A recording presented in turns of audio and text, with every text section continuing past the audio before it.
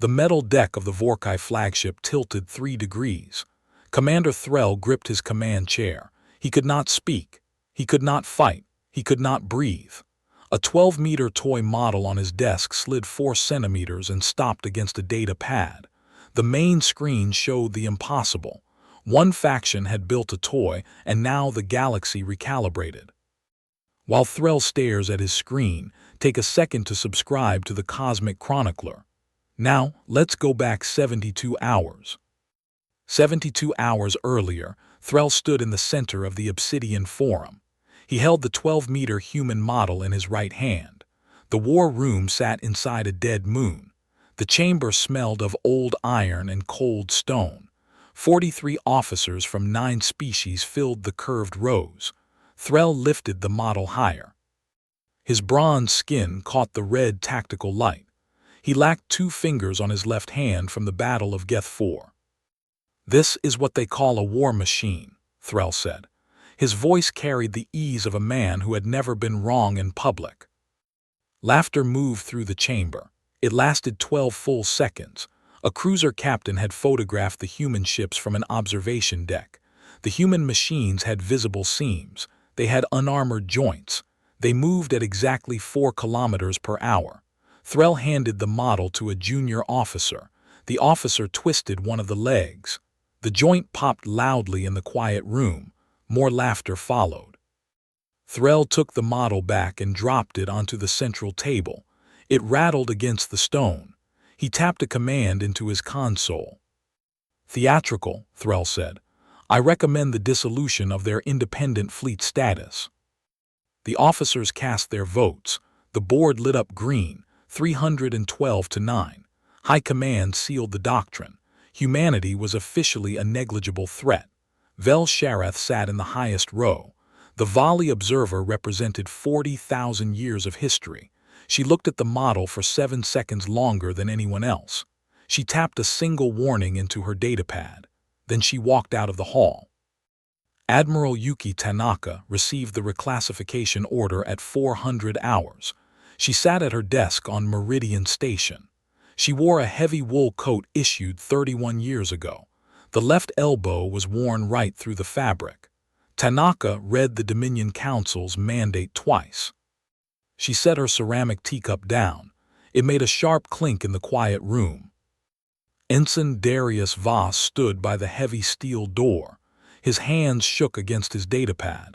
He was 24 and fresh from the academy. He pulled up a tactical map of the border. "Should I order a retreat protocol?" Voss asked. "No," Tanaka said. She opened a locked drawer in her desk. She pulled out a physical metal key. "Send a message to the Kuiper Yards. Tell them the review is scheduled." Voss swallowed hard. He looked at the sealed transmission lines. "The review, ma'am. The Vorkai do not know about the yards. They forced our hand." "They made it necessary," Tanaka said. She turned back to her screen. "The Kuiper Belt shipyards have been active for 300 years. No species has been granted entry clearance." Across the sector, Lieutenant Kurasal sat in the Kavani scout ship Eternal Flame. She was 87 years old. She held a carved stone from her homeworld in her left palm. The stone grew warm against her skin. She stared at the intercepted human blueprints. Kurasal spent 3 hours running the math. She fed the human structural data into her tactical simulator. The simulator crashed twice. The human model had 47 visible seams. Threll called them structural flaws in his report. Kurasal saw the truth in the numbers. The joints were locks. They waited for a key that only patience could turn. Kurasal turned to her commander, Vexarin. The old Kavani soldier drank fermented root tea from an iron cup. He rubbed the thick scar across his left eye. Kurasal pushed the schematics to his screen. "They are going to walk into a trap," Kurasal said. "The humans built a mechanism. It is waiting for a trigger." Vexarin set his cup down. He ordered the scout ship to change course. He wanted to follow the Vorkai fleet to the border. He ordered his crew to power down all weapons. They would watch. Commander Threll brought 1,200 ships to the coordinates.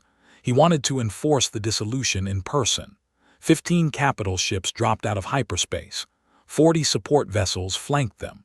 300,000 ground troops waited in the holding bays. Threll placed the human toy model on his command desk. He wanted the conquered to see his victory. He ordered his crew to record everything. 8 human escort vessels waited in the dust cloud of Geth 4. They were 90 meters long. They carried standard weapons. Threll looked at his tactical officer. "Clean readings, Commander," the officer said. The scans showed no heavy shields. The sector held no hidden fleets. "Launch the fighter squadrons," Threll ordered. "Sweep the dust cloud. Then order the human escorts to stand down and prepare for boarding." 200 fighters launched from the carrier bays. They hit the edge of the dust cloud. Their tracking signals vanished immediately. The tactical officer typed frantically. The comms channel returned static. The fighters did not crash. They simply stopped sending data. Threll stepped closer to the screen, his jaw set in permanent certainty. The human fleet matched his taxonomy perfectly. This had to be a sensor glitch. Then the 9th vessel cleared the dust cloud. The alarms on the Vorkai flagship stayed silent. The sensors registered nothing. The human ship absorbed the sensor light completely. It was 2.4 kilometers from prow to stern. 47 massive joints glowed with blue-white heat in the dark. It moved forward at exactly 4 kilometers per hour. The tactical officer stepped back from his console. "Commander, the mass readings just spiked. The gravity well is shifting." Threll looked at the 12-meter toy model on his desk. Then he looked at the main view screen. The Titan's hull absorbed all scans. The 47 joints were expansion gaps. On the Titan's bridge, Sergeant Pete Morrison touched his metal dog tags. He watched the control board light up green. He pulled a heavy lever on his console. He confirmed all 47 segments locked into place. One stride readiness was complete. A communication channel forced itself open on the Vorkai flagship. Admiral Tanaka appeared on the main screen. She looked tired. Her hair showed gray at the temples. The worn wool coat filled the edge of the frame. "Commander Threll," Tanaka said, "you asked for a demonstration. The vessel before you is designated the Hushed Span. It has been in development for 300 years. You are about to witness its first stride." Tanaka paused for 6 seconds. The silence held the entire border. Then she spoke 2 words. "One stride." The 47 segments of the Titan realigned. The blue-white energy gaps closed into thick armor plates. The prow of the massive ship unfolded like a locking mechanism. Space folded around the black hull. The Titan took a single step. The stride covered 4 kilometers in a fraction of a second. A massive displacement wave smashed into the Vorkai fleet. 12 emergency protocols triggered across the Dominion ships. 3 support vessels lost navigation immediately.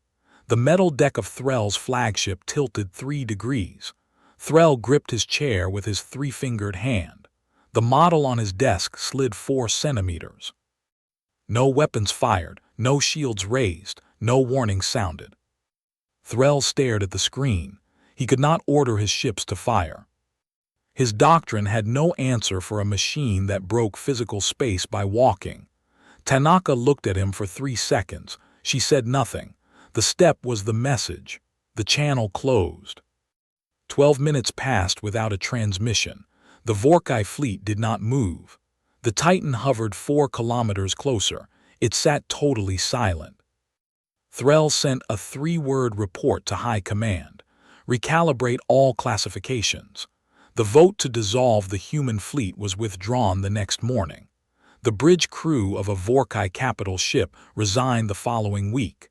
They cited a doctrinal inconsistency in their exit interviews.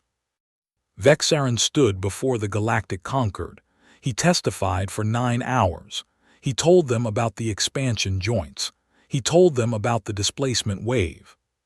He deleted his own testimony 4 times before submitting the final record.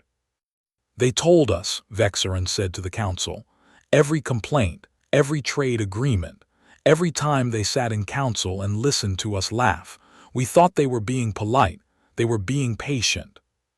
3 days later, the toy model still sat on Threll's desk. The commander refused to look at it. On the fourth day, a clerk entered the room. The clerk picked up the model. He carried it to the archive room. He filed it under miscalculations historical. It rested on a cold metal shelf in the dark.